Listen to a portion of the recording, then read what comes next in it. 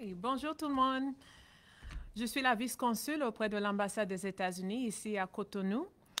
Et Je suis assistante du consul à l'ambassade des États-Unis à Cotonou. Aujourd'hui, on est là pour vous parler de l'ouverture du programme de la loterie Visa 2026. Donc, le programme de visa de diversité 2026 est ouvert depuis le 2 octobre et jusqu'au 5 novembre 2024. Il n'y a pas de frais d'inscription pour s'inscrire au programme de la loterie. Et la seule façon de vous inscrire, c'est sur le site dvprogram.state.gov. Donc aujourd'hui, ce qu'on va faire, c'est vous donner quelques conseils si vous désirez vous inscrire dans la loterie Visa. En ce qui concerne les conseils, nous allons commencer par les critères d'éligibilité.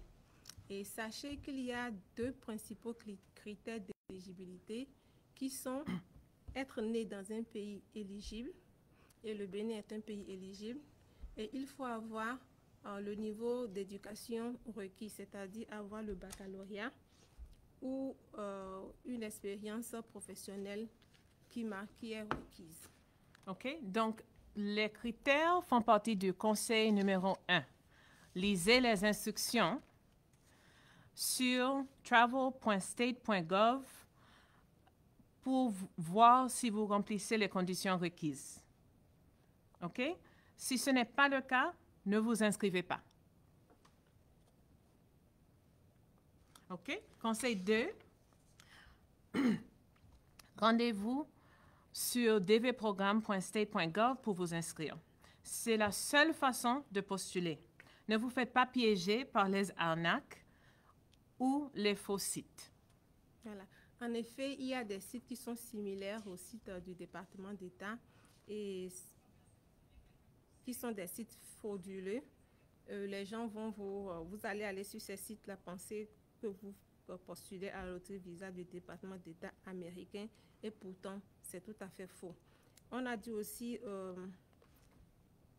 ne vous faites pas piéger par les arnaques. Ici, il s'agit des facilitateurs qui sont en ville, qui pensent vous aider pour faire l'enregistrement, alors qu'ils peuvent vous créer d'autres problèmes.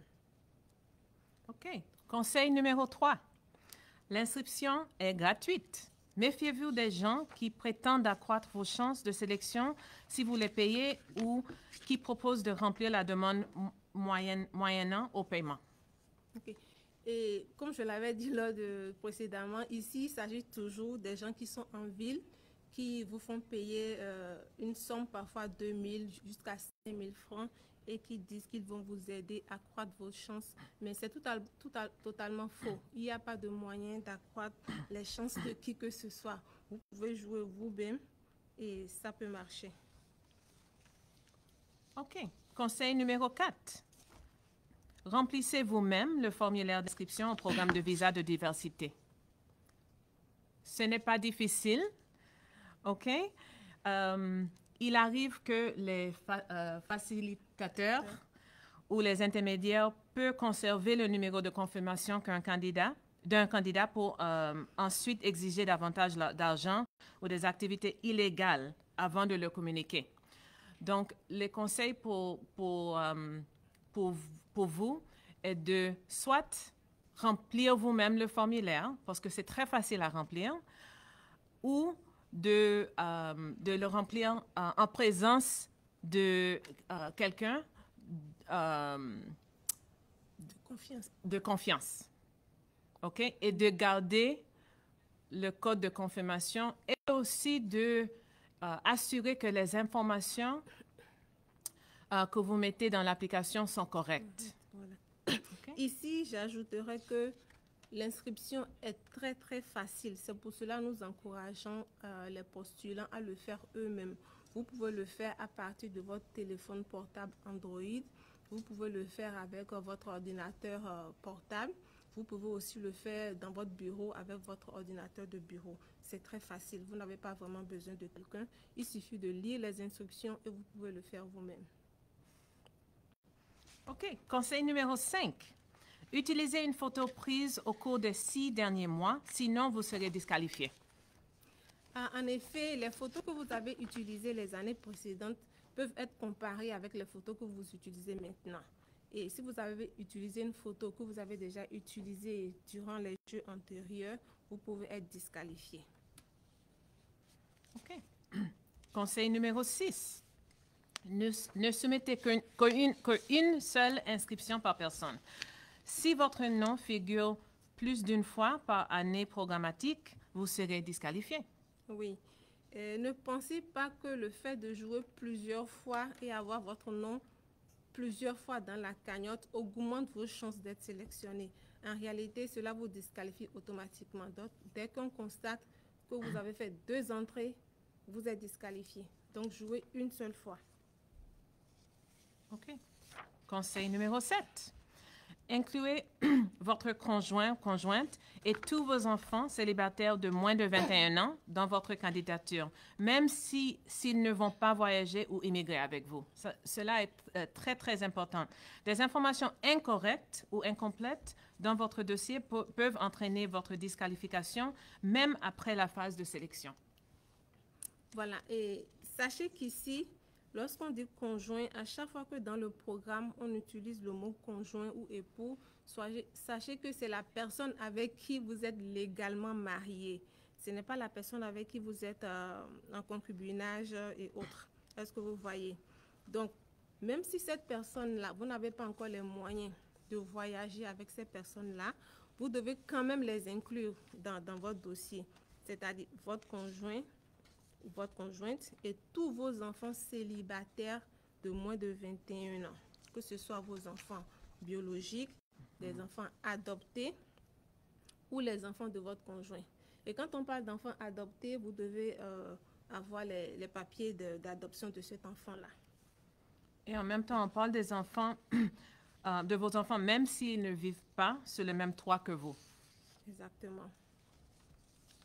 OK. On est déjà sur conseil numéro 8. OK. Ça passe vite. Conseil numéro 8. Conservez votre numéro de confirmation. Vous en aurez besoin pour vérifier le statut de votre dossier quand les sélections sont effectuées en mai 2025. Voilà. C'est ici où il est vraiment très important de faire les entrées soi-même. Parce que si par hasard vous vous êtes fait aider par quelqu'un et que cette personne a gardé votre numéro de confirmation, en mai de l'année suivante, il ne vous sera pas possible de faire la vérification vous-même. Donc, conservez toujours votre code de confirmation en lieu sûr. Et en mai de l'année qui a suivi le jeu, vous pouvez aller sur le site pour voir si vous avez été sélectionné. Conseil numéro 9. Bon, le site dvprogramme.state.gov est le seul moyen par lequel vous serez informé de votre sélection. Ignorez les mails vous annonçant votre sélection au programme de visa de diversité. Ce sont des arnaques. Le département d'État ne vous contactera pas, merci, oui. Si vous avez été sélectionné. En effet, on constate parfois certaines personnes qui nous envoient des emails au consulat et ils nous disent j'ai été contacté par telle personne, on m'a envoyé un email disant que j'ai été sélectionné à la loterie Visa. Donc sachez que quand on vous contacte comme ça, c'est automatiquement faux. C'est du faux. C'est vous-même qui devez aller sur le site qui était déjà présenté tout à l'heure pour entrer votre code de confirmation et voir si vous avez été sélectionné. La démarche est faite par vous-même et non pas quelqu'un qui va vous envoyer un message. OK. Je vais ajouter aussi qu'on ne va pas vous contacter par email, par WhatsApp, par téléphone. Non. OK? Bon. Conseil numéro 10. Rappelez-vous qu'une sélection ne garantit ni un entretien ni un visa. OK? Pour délivrer autant de visas que possible, le département d'État sélectionne plus de personnes qu'il n'y a de visas disponibles. Oui, ici, parfois ça fait quelques malheureux à la fin du programme de loterie Visa.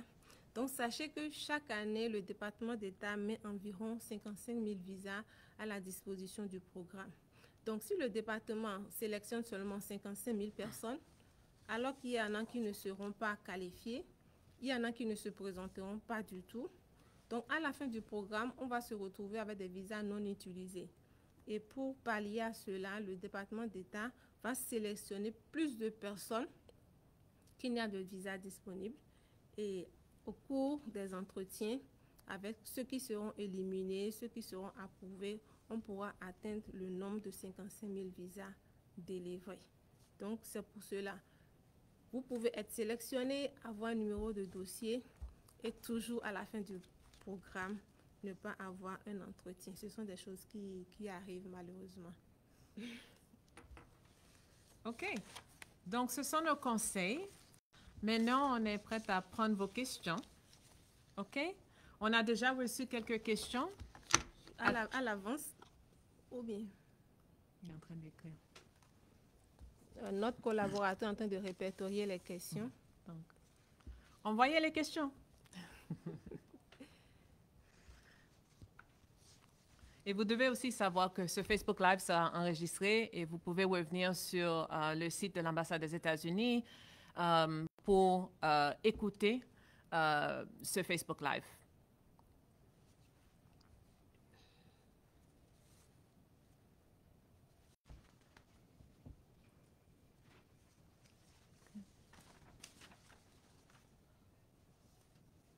OK. Une première question déjà arrivée.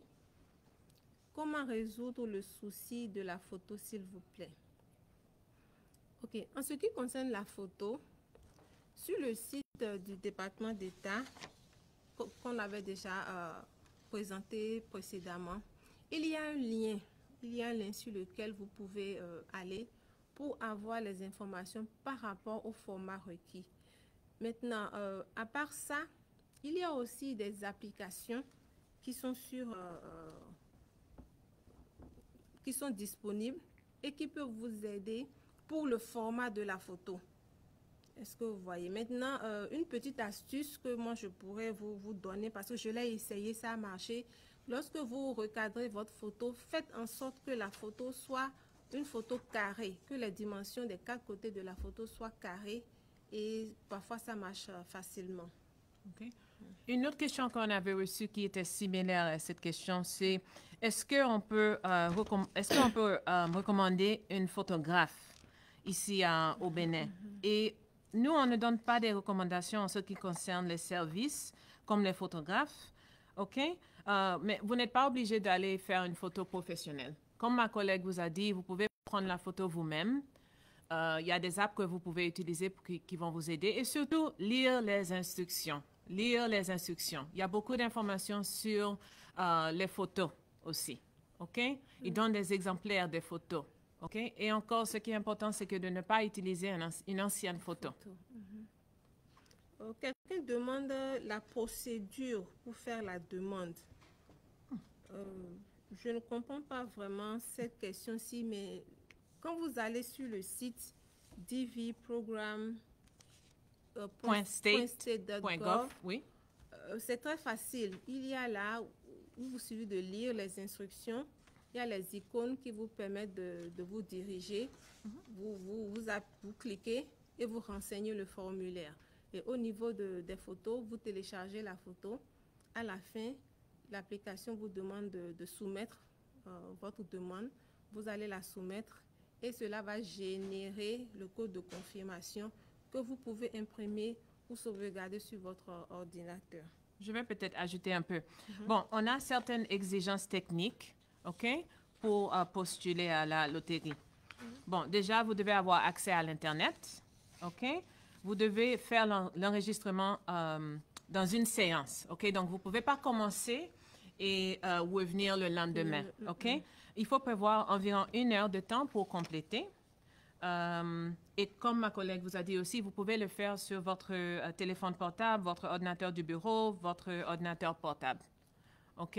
Et surtout, il faut, ce qui est important, les informations que vous aurez besoin, à part la photo, les photos, seront les informations biographiques pour vous et les membres de votre famille.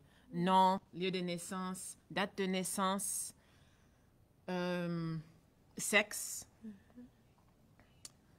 Et ce sont des questions simples. OK? C'est vraiment pas difficile. Ce ne sont pas des questions difficiles. Ce n'est pas un examen. OK? L'application est très simple. Très simple. Et donc, tout le monde peut visiter dvprogramme.state.gov pour s'inscrire. Ici, la question de la photo revient encore. On a souvent du mal à joindre notre photo sur le site. Comment faire? Et comme on l'a déjà dit, sur la page des instructions, vous avez les informations par rapport au format qu'il faut. Et il s'agit de prendre la photo. Vous pouvez la prendre vous-même chez vous à la maison, la redimensionner, la sauvegarder dans votre galerie. Et à chaque fois, tentez. Quand vous essayez une fois que la photo ne marche pas, vous pouvez encore repartir, travailler sur la photo et réessayer de télécharger jusqu'à ce que ça marche. OK. Une autre question. Est-ce que un refus de visa antérieurement auront-ils un impact sur le DV Loterie 2026? Bon,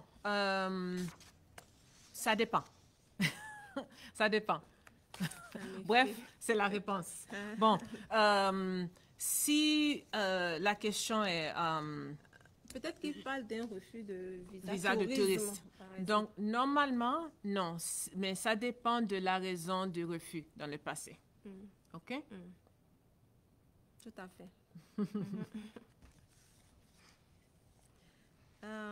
Quelqu'un a demandé... J'ai une question. OK. Quels sont les avantages du visa? Bon, si le visa est accordé, vous allez entrer, vous et les membres de votre famille seront accordés un visa d'immigrant. Qu'est-ce que ça veut dire? Ça veut dire que vous allez entrer aux États-Unis étant résident légal des États-Unis. Le visa d'immigrant vous permet de devenir, déjà de devenir résident légal aux États-Unis, okay? C'est-à-dire avoir la carte verte ou le green card. Vous pouvez travailler légalement aux États-Unis, aller à l'école légalement et rester aux États-Unis indéfiniment. Okay? Ce sont les avantages de ce visa. Et si vous le souhaitez, après 5 ans de résidence, vous pouvez obtenir la nationalité américaine et bénéficier de tous les droits des citoyens américains. Quelqu'un a demandé comment peut-on doubler sa chance. Ici, il n'y a pas vraiment de possibilité de doubler sa chance, puisque d'abord, on met tout le monde sur le même pied d'égalité et on vous demande de jouer qu'une seule fois. Donc, tout le monde est sur le même pied d'égalité. Mais, par contre, si nous sommes dans une situation précise où nous avons un couple, l'homme et sa femme, et ils sont tous les deux qualifiés, ils sont éligibles, je vais dire pas qualifiés, ils sont éligibles. Ils sont nés dans un pays qui est éligible et ils ont tous les deux le baccalauréat. Donc, le monsieur peut jouer et ajouter les informations de son épouse et de ses enfants. Et la femme aussi peut jouer et ajouter les informations de son époux et de ses enfants. Et je voudrais ajouter ici que nous avons déjà eu un cas comme ça ici au consulat, il y a de cela de quelques années, où aussi bien l'homme que la femme ont été sélectionnés. Et ils sont venus à l'entretien ici au consulat avec le premier rendez-vous qu'ils ont obtenu. Et ils sont tous partis avec leurs enfants. Voilà. Bon, avant de prendre la prochaine question, peut-être on peut encore revenir sur les critères, parce que je pense qu'on a parlé de ça assez vite au début. Donc, peut-être on peut parler encore de ça. Des critères. OK. Comme on l'avait dit, on a dit qu'il y a 2 principaux critères d'éligibilité qui sont être né dans un pays éligible, comme le Bénin, et avoir le baccalauréat ou l'équivalent du baccalauréat. Et quand on parle de diplôme équivalent, Quand on parle de diplôme équivalent, il s'agit des diplômes tels que le DT, le DEAT, le CAP. Quand je dis le CAP, c'est le certificat d'aptitude pédagogique, et le DEI, le diplôme d'état d'infirmier. Tous ces diplômes-là, nous les avons déjà, on a déjà demandé aux autorités administratives du pays qui nous ont confirmé que tous ces diplômes-là étaient équivalents du baccalauréat. Okay. En ce qui concerne l'expérience professionnelle requise, on va vous conseiller de lire les instructions. OK? On a remarqué que moins de 0,1% des candidats béninois ont l'expérience professionnelle requise. OK? Donc, ça veut dire que plus de 99% sont qualifiés parce qu'ils ont le bac. OK? Très peu de personnes, très peu de Béninois ont l'expérience professionnelle requise. Mais vous pouvez prendre plus d'informations si vous lisez, quand vous lisez les instructions, OK? Pour la loterie. Une autre chose, c'est que, bon, une question était, je suis Ghanéen résident au Bénin. Bon, Ghana est un des pays qui fait partie de la loterie cette année, OK? Donc, peu importe là où vous êtes résident, à part les États-Unis. Si vous êtes résident aux États-Unis, résident légal aux États-Unis, vous avez déjà ce statut. Mais si vous êtes résident béninois, résident au Ghana, ou Ghanéen résident au Bénin, vous pouvez vous inscrire dans la loterie. OK. J'ai une question ici d'un internaute. Elle dit, s'il vous plaît, si je postule maintenant et que ça marche, quel sera le dernier délai pour voyager aux États-Unis? OK.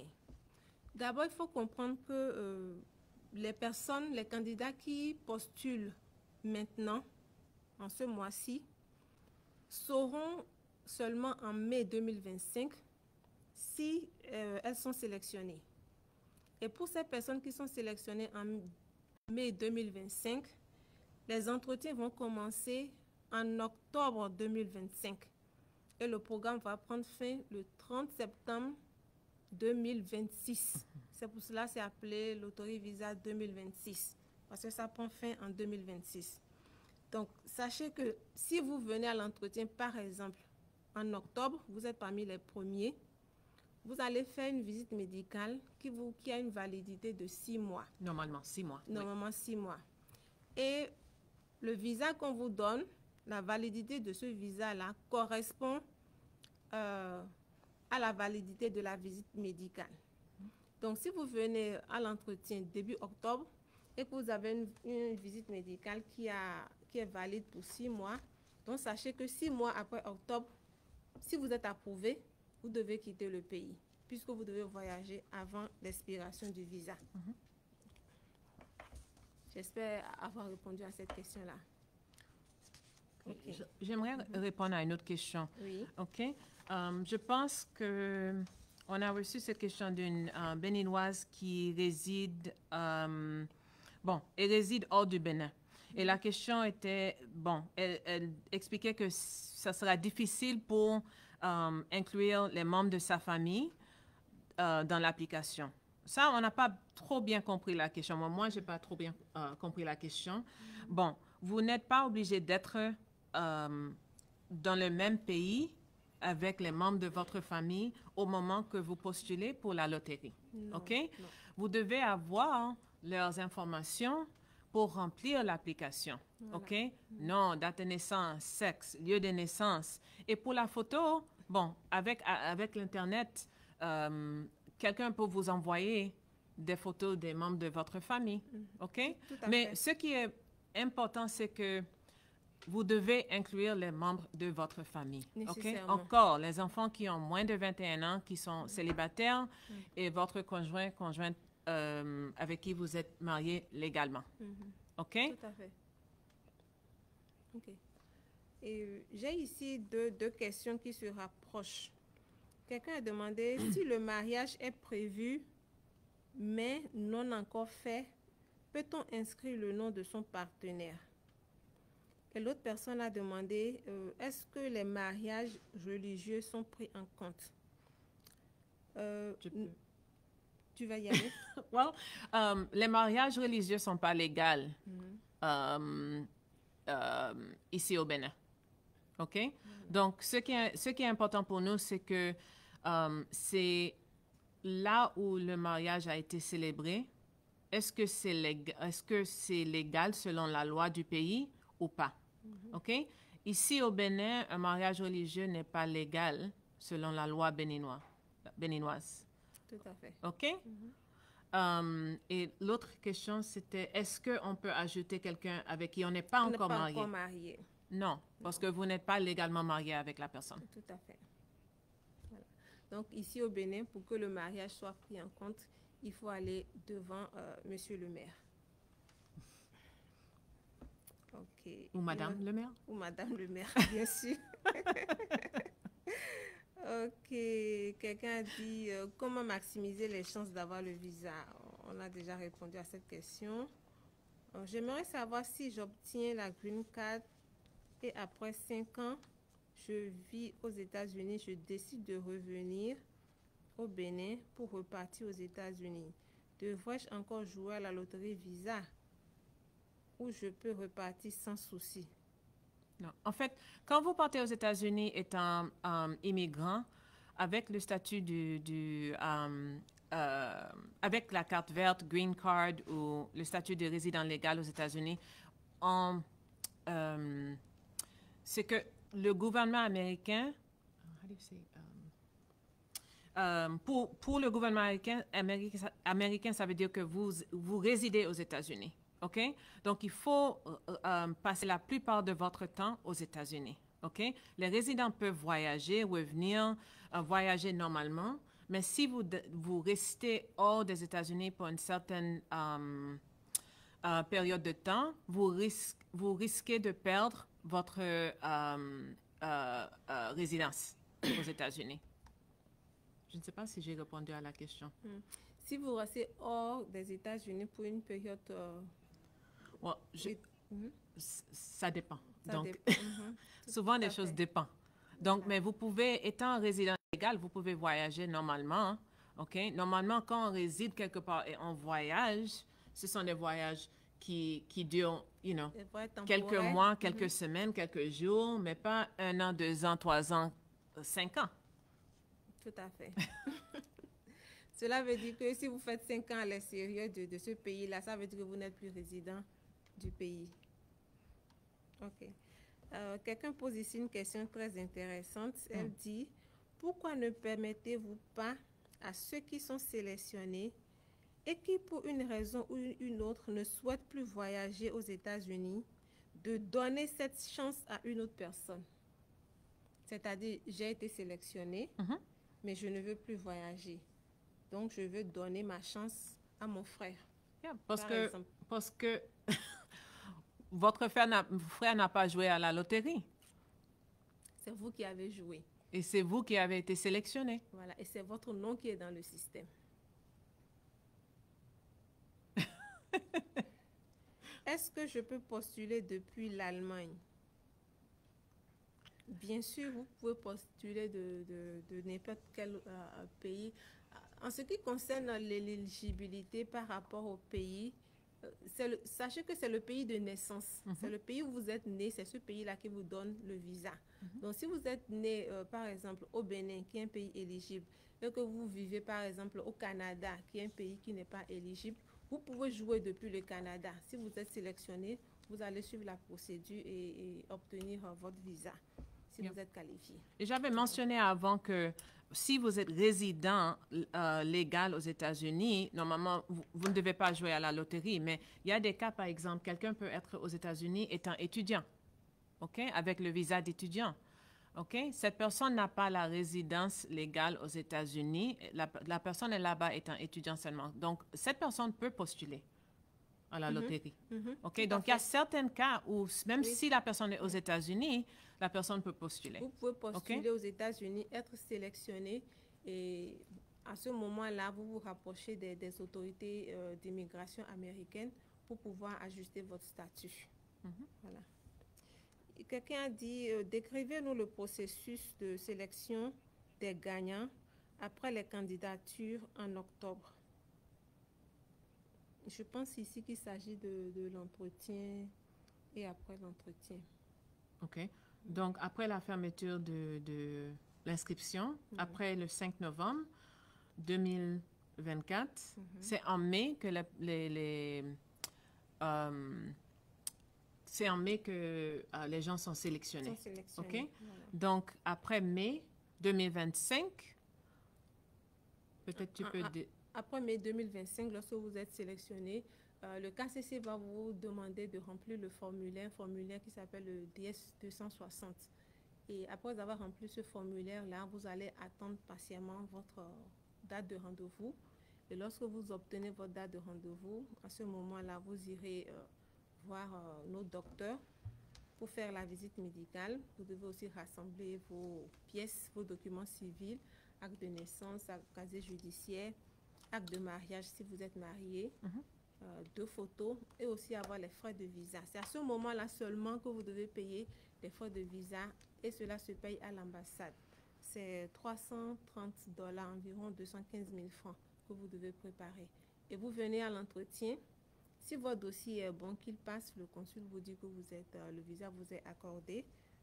Après cela, les agents du consulat vous contacteront environ 2 à 3 semaines après pour retirer votre visa et une enveloppe jaune qui suit ce visa-là. Mais en même temps, il faut qu'on précise que même si vous êtes sélectionné en mai 2025, ça ne veut pas dire que vous serez invité à un entretien, avoir un entretien. Tout à fait. OK? Donc, ce qu'on a décrit là, c'est pour les gens qui sont invités aussi à l'entretien. À l'entretien, voilà. OK? Voilà. Tout le monde n'obtient pas un entretien parce qu'on a expliqué précédemment que on sélectionne beaucoup plus de personnes qu'il n'y a de visa disponible, ce qui fait que à la fin du programme, certaines personnes n'ont pas de rendez-vous. Si je suis célibataire, mais j'ai un enfant, je peux l'inclure, bien sûr. Si vous êtes célibataire et que vous avez 3, 4, 5 enfants, vous devez ajouter tous les enfants. Et ce n'est pas seulement bien sûr, mais il faut ajouter. Vous devez ajouter vos enfants qui sont célibataires, qui ont moins de 21 ans. OK? Sinon, vous serez disqualifié. OK? Et oui, malheureusement, on ne peut pas accepter des raisons comme mes enfants ne vivent pas avec moi, je ne suis pas mariée avec leur maman, quelqu'un m'a aidé, la personne n'a pas ajouté mes enfants. On entend souvent des explications comme ça et malheureusement, on ne peut rien faire. OK? C'est vous qui devez savoir que vous devez inclure vos enfants. OK. Quelqu'un demande, c'est une question un peu spécifique. OK. Pas tant que ça quand même. Un IVLP qui n'a pas encore fait 2 ans au pays, peut-il participer? Je pense qu'il parle ici d'un bénéficiaire de visa J1, J1, qui n'a pas encore fait 2 ans au Bénin. Après son voyage, il est revenu au Bénin, mais il n'a pas encore fait les 2 ans. Est-ce qu'il peut participer à la loterie visa? Souvent, les réponses sont cas par cas. Donc, je peux dire que ça dépend. Voilà. Ça dépend. OK? Parce que pour les personnes qui sont sélectionnées, qui sont invitées à un entretien, qui ont l'entretien, ça ne sera pas avant... les entretiens ne vont pas commencer avant octobre 2025.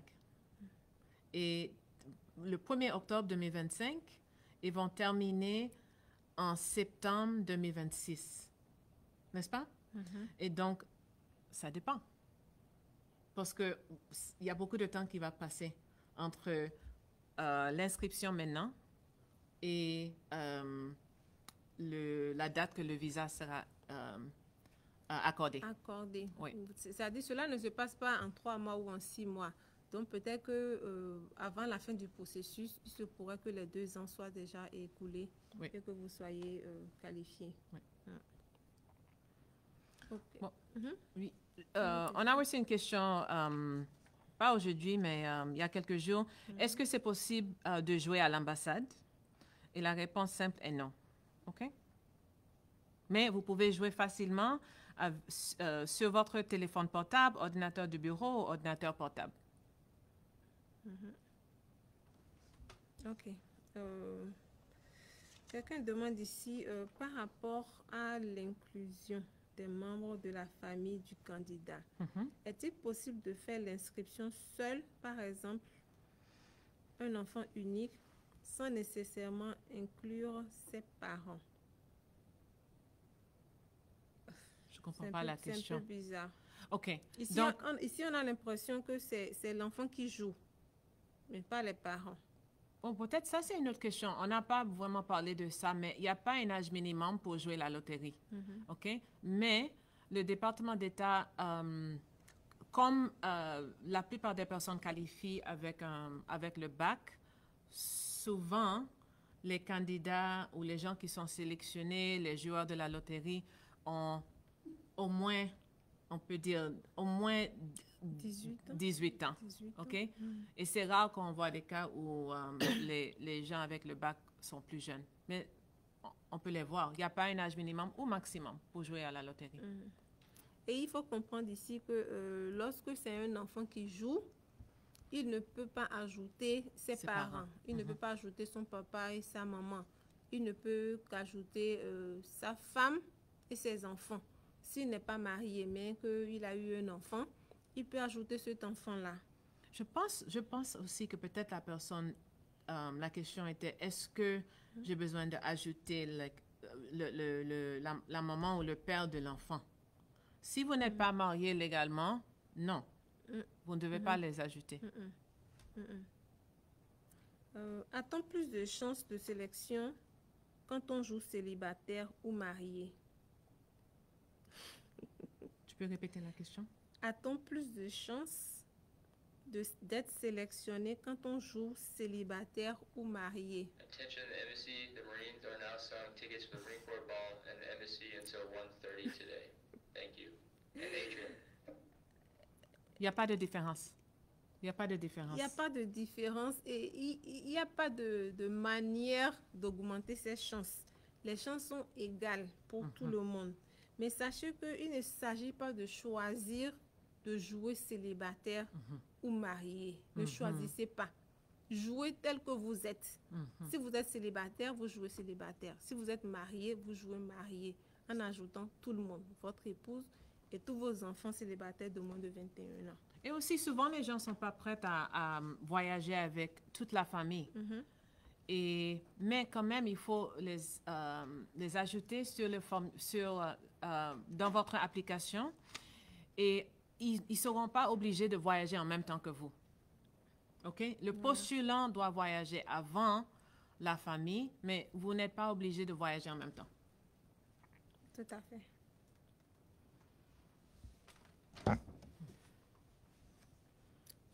La femme joue et le mari joue différemment. Cela peut se faire. S'ils sont tous les deux éligibles, la femme peut jouer en ajoutant son mari et leurs enfants qu'ils ont ensemble. Le mari peut jouer aussi en ajoutant sa femme et leurs enfants.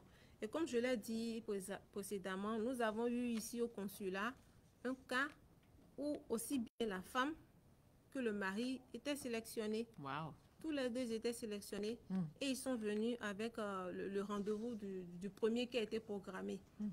Et heureusement, le dossier était bon, leur visa a été approuvé et je suppose qu'ils sont déjà aux États-Unis à l'heure actuelle. Ça arrive.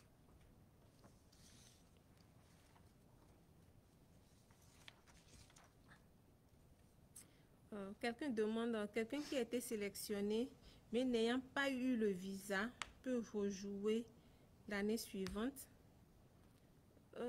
Bien sûr, tout le monde est libre de jouer, mais on ne sait pas pourquoi il n'a pas eu le visa. On ne sait pas pour quelle raison. Dans le cas où la personne n'a pas été invitée à l'entretien, on peut dire normalement, oui, la personne peut postuler. Voilà. En réalité, oui, OK, bon, des fois, les réponses sont un peu compliquées. Mais on peut dire que si la personne n'a pas été invitée à un entretien, oui, la personne peut postuler encore. Mais par exemple, si vous avez eu l'entretien et le visa n'a pas été accordé pour une raison très spécifique, ça peut affecter votre habilité pas habilité.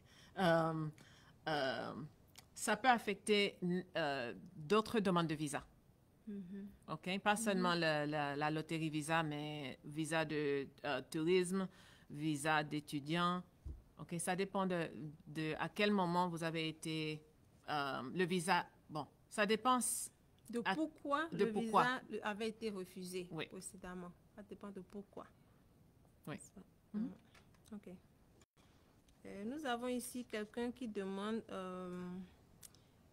si entre-temps je n'étais pas en couple et j'ai joué à la loto et quand les résultats sont sortis, je suis sélectionnée. Puis-je inclure ma partenaire dans le processus? Ça commence à être compliqué.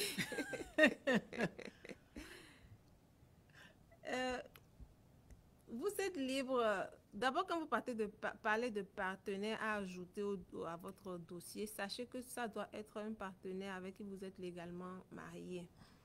Maintenant, ce que nous conseillons aux gens, c'est d'être honnête avec leur demande de visa. Il ne faut pas aller fabriquer des choses, monter, faire un montage et venir présenter cela au consulat. Parce qu'au consulat aussi, nous avons des sensibilités, on peut remarquer des choses et investiguer par rapport à ça. Donc, le mieux pour vous, c'est de présenter votre dossier le plus simplement, n'est-ce pas, afin qu'il puisse passer. Voilà. Bonne réponse. Merci. On avait une autre question il y a quelques jours. Est-ce que l'ambassade garantit les frais d'installation en Amérique? OK? Si on est sélectionné. Et bon, la réponse est non. OK? Vous devez avoir quelqu'un aux États-Unis qui pourra vous héberger au début et vous aider au début. Tout à fait. OK? Tout à fait. Il y a beaucoup de questions qui viennent ici par rapport au mariage et je voudrais vraiment inviter les internautes à lire les instructions avant de commencer par jouer. Ici, quelqu'un demande que fera un jeune de 25 ans qui n'a pas encore un programme de mariage mais aimerait postuler à la loterie Visa. Mais vous n'êtes pas obligé d'être marié pour postuler. Exactement. Vous êtes célibataire, vous venez tout seul, vous jouez tout seul et vous venez à votre entretien si vous êtes sélectionné. Vous n'êtes pas obligé de vous marier. Ne vous compliquez pas la vie. Pas que le mariage est compliqué. Mais le mariage est compliqué, mais...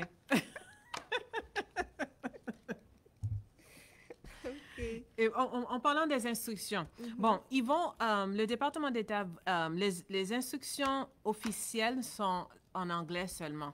Mais sur le site qu'on a mentionné, dvprogramme.state.gov, ils vont petit à petit offrir des instructions dans d'autres langues. OK? Pour le moment, ils sont pas, ils n'ont pas sorti les instructions en français. Mais vous pouvez visiter le site et voir si les instructions sont sorties en français. OK. Nous avons ici quelqu'un qui aimerait savoir, après avoir été sélectionné, comment faire pour savoir si je suis retenue pour l'entretien. D'abord, après avoir été sélectionné, sachez que après, vous devez ouvrir un compte sur le site du KCC. Et c'est avec ce compte-là que vous communiquez avec le KCC. Le KCC, c'est le bureau qui est aux États-Unis qui s'occupe de la loterie Visa, des programmations, de la sélection et autres. Donc, lorsque vous êtes programmé pour un rendez-vous, le KCC va vous envoyer une notification dans votre boîte email pour vous dire « Allez vérifier votre compte ». C'est pour cela que nous vous conseillons aussi d'avoir une adresse email valide durant tout le processus. Donc, si vous êtes programmé pour un rendez-vous, le KCC vous enverra une notification qui vous dit « Allez vérifier votre boîte, vous avez un message ». Et dans la boîte, vous trouverez la lettre de rendez-vous avec la date et l'heure du rendez-vous. C'est aussi simple que ça. Yeah. On n'a pas beaucoup de temps qui nous reste, mais je veux aussi, encore mentionner que se postuler pour la loterie est très facile, OK? Les questions, vous pouvez même aller sur le site, même si vous n'êtes pas prête maintenant pour postuler, vous pouvez commencer et voir les questions, OK? Les questions sont comme non, non, nom de famille, pardon, prénom, nom de famille, lieu de naissance, date de naissance. C'est vraiment pas quelque chose de compliqué. Un pays de résidence, votre adresse, des choses très très simples. Que vous pouvez faire vous-même. Vous-même. Tout à fait, tout à fait, tout à fait.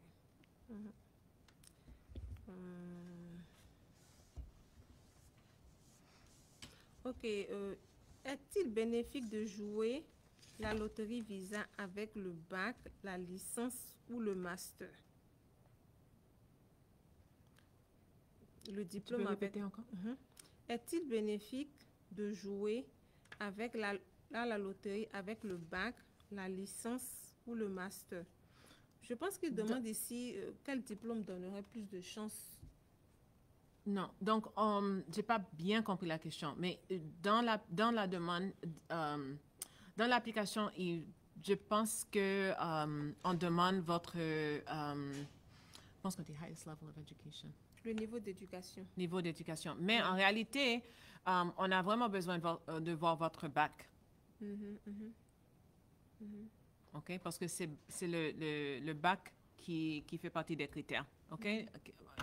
Une personne n'a pas besoin d'avoir une licence, maîtrise, doctorat. C'est le bac. Si vous avez au minimum le bac, c'est déjà bon pour être qualifié au point de vue de l'éducation. D'autres questions intéressantes? Ok, quelqu'un demande au moment de l'interview à l'ambassade, est-ce qu'on doit payer en même temps les frais de la green card? Non, au niveau de l'ambassade, vous payez seulement les frais d'entretien de visa. C'est lorsque votre visa est accordé, on vous donne le visa, que vous allez payer ce qu'on appelle les droits d'immigration. Et c'est les droits d'immigration qui permettront au bureau d'immigration aux États-Unis d'établir votre green card. Vous ne payerez pour la green card qu'après avoir obtenu le visa.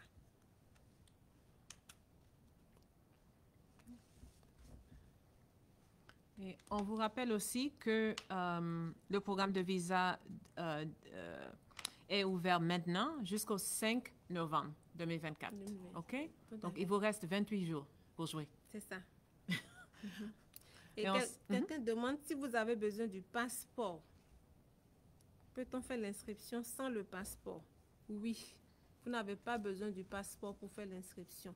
Il y a environ 2 ou 3 ans, on avait exigé le passeport pour faire avant l'inscription, mais depuis l'année dernière, vous n'avez plus besoin du passeport pour faire l'inscription en ligne. Je pense qu'on a parcouru toutes les questions. Oui. Bon, on souhaite bonne chance à tout le monde, à tous les postulants. Nous souhaitons bonne chance à tous les postulants et rendez-vous en octobre 2025 pour commencer les entretiens. Merci. Merci.